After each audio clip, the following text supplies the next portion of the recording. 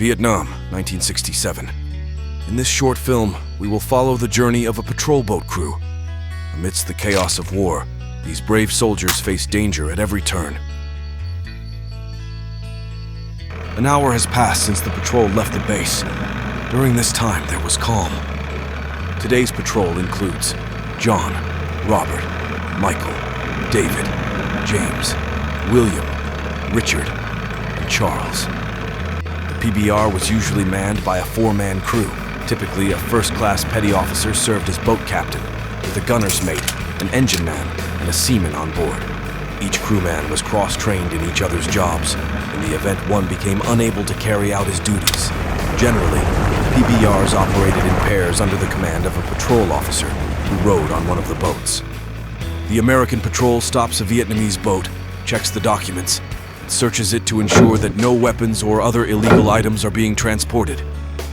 The boat passes the inspection and is allowed to proceed.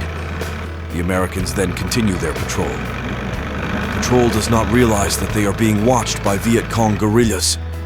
Not all Vietnamese accepted the presence of American forces in their country. To this group, the Americans were simply occupiers who needed to be expelled. Though poorly armed, the guerrillas were determined and opened fire on the enemies. The Americans quickly responded with fire.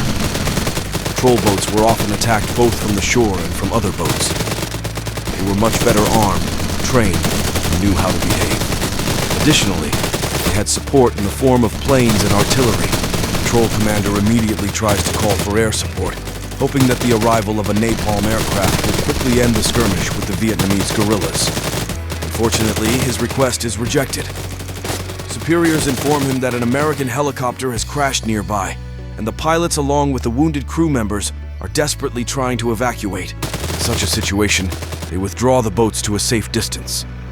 They received a message from the headquarters that they are the nearest unit that can evacuate the pilots. They must do it quickly as the Vietnamese are closing in on the pilots. Unfortunately, Michael, David, and James are severely wounded. William is in critical condition and needs to get to the hospital as soon as possible.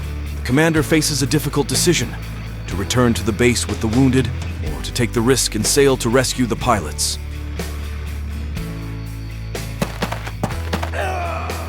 They transfer the wounded to one boat, which will sail to the hospital. The rest will go in the second boat, braving the gunfire to evacuate the pilots as quickly as possible. The pilots have reached the evacuation point and are waiting for the boat. The Vietnamese are getting closer. Who will reach the pilots first? The pilots spotted the boat. Suddenly, the Vietnamese started shooting. The situation is dramatic.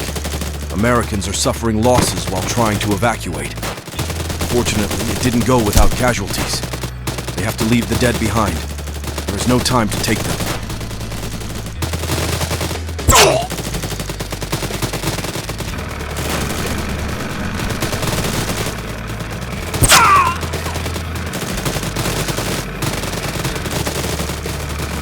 When the boat moved away to a safe distance, the commander called for air support.